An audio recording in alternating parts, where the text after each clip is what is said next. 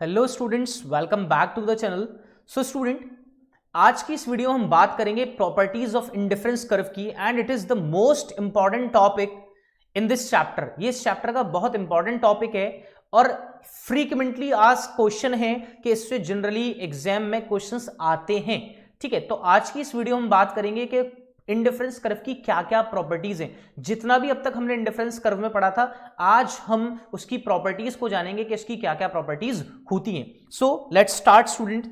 सबसे पहले हमारे पास एक एक्रोनियम है, एक न्यूमेरिक्स है इसकी प्रॉपर्टीज को याद करने के लिए। तो एक्रोनियम है हमारे पास DITCH, ditch. Okay, DITCH, ditch. Okay, ये हमारा एक्रोनियम है और ये हमारा न्यूमेरिक्स है कि जिससे हम इंडिफरेंस कर्व की प्रॉपर्टीज को रिमेंबर याद रख सकते हैं कि एग्जाम में अगर हम भूल जाते हैं तो एक एक्रोनियम, एक न्यूमेरिक्स हमारे पास होगा जिसके थ्रू हम इंडिफरेंस कर्व की प्रॉपर्टीज को याद कर सकते हैं अच्छे से। ओके, तो डी स्टैंड्स फॉर डाउनवर्ड और negative slope from left to right. कि जो हमारा इंडिफरेंस कर्व है वो क्या होता है, डाउनवर्ड और negative slope from left to right. वो कहां से क्या होता है, वो डाउनवर्ड स्लोपिंग कर्व होता है। ठीक है, नेगेटिव स्लोप कर्व है कहां से, फ्रॉम लेफ्ट टू राइट। वो कहां से कहां टर्न होता है, लेफ्ट से किसकी तरफ, राइट की तरफ। ओके, अब इसके बारे में भी समझेंगे ऐसा क्यों होता है।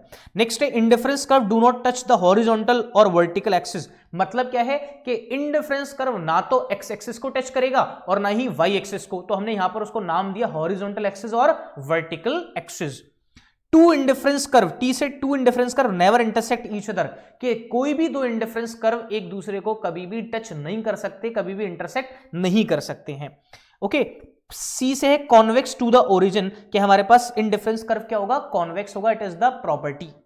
नेक्स्ट है higher indifference curve higher is the level of satisfaction and vice versa. कि जितना higher level of indifference curve होगा उतना ही हायर लेवल ऑफ सेटिस्फेक्शन हमें मिलेगा। ये बातें तो हमने प्रीवियस वीडियोस में भी देख ली थी। ठीक है, अब इसके पीछे का रीजन जानेंगे। सबसे पहला डिच था, तो डिच से downward sloping from left to right. ऐसा क्यों होता है कि इंडिफरेंस कर्व डाउनवर्ड स्लोपिंग है from left to right. Downward sloping curve express क्या बताता है, that if the quantity of one good is subtracted then the quantity of the other good is to be increased. कि एक goods को sacrifice करने के लिए हमें दूसरे गुड्स को क्या करना पड़ेगा, ऑप्ट करना पड़ेगा, गेन करना पड़ेगा। इसलिए हमारा इंडिफरेंस कर्व क्या है, हमारा इंडिफरेंस कर्व क्या है, डाउनवर्ड स्लोपिंग कर्व है कि एक नेगेटिव रिलेशन है। क्या है, एक नेगेटिव रिलेशन है। इसीलिए हमारा इंडिफरेंस कर्व कैसा है, देखो यहां पे क्या है, एक गुड्स का कंजम्पशन बढ़ रहा है। देखो यहां पे एक गुड्स का कंजम्पशन क्या हो रहा है, बढ़ रहा है, और एक गुड्स का कंजम्पशन क्या हो रहा है, कम हो रहा है। एक गुड्स का कंजम्पशन बढ़ रहा है तो दूसरे गुड्स का कंजम्पशन क्या हो रहा है, कम हो रहा है। इसी वजह से हमारा इंडिफरेंस कर्व क्या होता है, डाउनवर्ड स्लोपिंग कर्व और negative slope from left to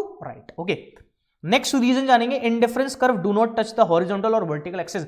horizontal और वर्टिकल का मतलब एक्स और वाई एक्सिस को कभी भी इंडिफरेंस कर्व टच नहीं करता है।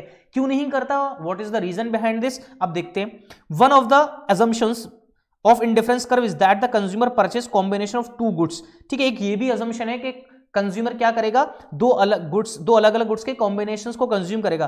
Consumption of one commodity can never be zero. और कभी भी हम किसी एक कमोडिटी का कंजम्पशन जीरो नहीं रख सकते। अगर हमने एक्स को जीरो रख दिया तो अगर एक्स गुड को है जीरो रख दिया तो फिर टच कर जाएगा वो एक्स और वाई एक्सिस को, मतलब हॉरिजॉन्टल और वर्टिकल एक्सिस को। इसीलिए हमने क्या assumption लिया कि हम कभी भी किसी भी कॉम्बिनेशन पर किसी भी गुड्स का कंजम्पशन जीरो नहीं करेंगे। और जब जीरो नहीं करेंगे तो इसीलिए वर्टिकल और हॉरिजॉन्टल एक्सिस को कभी भी इंडिफरेंस कर्व टच नहीं करेगा। ओके, क्लियर है। तो क्यों नहीं करता टच, क्योंकि किसी भी गुड्स का कंजम्पशन हम जीरो नहीं रखेंगे। This is the basic assumption।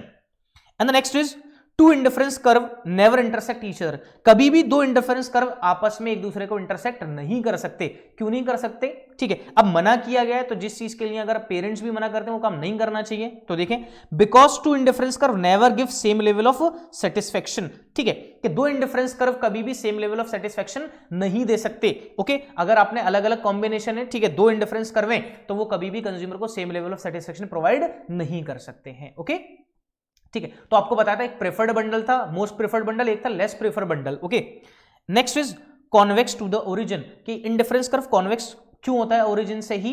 ठीक है, इसके पीछे का लॉजिक रीजन मैंने आपको ऑलरेडी इंडिफरेंस कर्व में बताया था, एक बार यहां पे भी देख लेते हैं। It is convex to the origin due to diminishing marginal rate of substitution. के एमआरएस के डिक्रीज होने की वजह से हमारा ये इंडिफरेंस कर्व क्या होता है, कॉन्वेक्स टू द ओरिजिन। ठीक, okay, higher IC gives higher level of satisfaction and vice versa. On higher indifference curve consumer get more good without reducing the other. Monotonic preference किसकी वजह से होता है? Monotonic preference की वजह से होता है। कि मोनोटोनिक प्रेफरेंस का मतलब क्या था कि कंज्यूमर क्या है, उस बंडल को ज्यादा प्रायोरिटी देगा जिसमें दोनों ही गुड ज्यादा होंगे, या कोई एक गुड क्या होगा, ज्यादा होगा। IC2 has more of goods X than IC1 without reducing the consumption of Y goods. अगर यहां पर अगर हम देखें तो हमारे पास एक गुड्स X है और एक गुड्स Y है। ये हमारे पास IC1 है और ये हमारे पास IC2 है। अगर हम देखें यहां पर अगर हमारे पास 5 यूनिट्स ऑफ गुड्स Y हैं और यहां पर हमारे पास 4 यूनिट ऑफ गुड्स X है। ठीक है, जैसे हमने IC2 कर्व बनाया तो IC2 कर्व में हमारे पास गुड्स Y तो सेम है, गुड्स Y क्या है, सेम है, लेकिन गुड्स X हमारे पास मान लेते हैं कितना हो गया, 6 हो गया। तो जितना इंडिफरेंस कर्व हायर होगा तो हमने गुड्स Y को सैक्रिफाइस नहीं करा, लेकिन हमारे गुड्स X का कंजम्पशन क्या हो गया, इंक्रीज हो गया। तो यहां पर दे रखा है on higher indifference curve consumer gets more goods without reducing the other. उसमें आपको ज्यादा गुड्स मिलेंगे दूसरे को बिना क्या किए, रिड्यूस किए। तो यहां पर हमारे पास IC1 में गुड्स Y 5 था और IC2 में भी गुड्स Y कितना है, वो 5 है, लेकिन IC2 में हमारे पास गुड्स X हमें कितने मिल गए 6 यूनिट्स हमने कंज्यूम किए हैं। तो इसका मतलब कि जितना हायर इंडिफरेंस कर्व होगा उतना ही हायर लेवल ऑफ सेटिस्फैक्शन हमें मिलेगा। तो these are the properties of indifference curve. तो I hope students indifference curve की प्रॉपर्टीज आपको अच्छे से क्लियर हो गई हो, विद रीजंस, विद लॉजिक, आपको एक एक चीज पता चल गई। हमारे पास 5 प्रॉपर्टीज थी जिसको हमने एक एक्रोनियम दिया था डिच। ठीक है, तो DITCH। तो एक एक चीज आपको समझ में अच्छे से क्लियरली आ गई होगी। सो स्टूडेंट, अगर आपको वीडियोस पसंद आई है तो प्लीज वीडियो को लाइक जरूर करें और हमारे चैनल को सब्सक्राइब कर लें, बेल आइकन को प्रेस कर लें ताकि हमारे नोटिफिकेशन सबसे पहले आपको मिले। Okay students, thank you very much.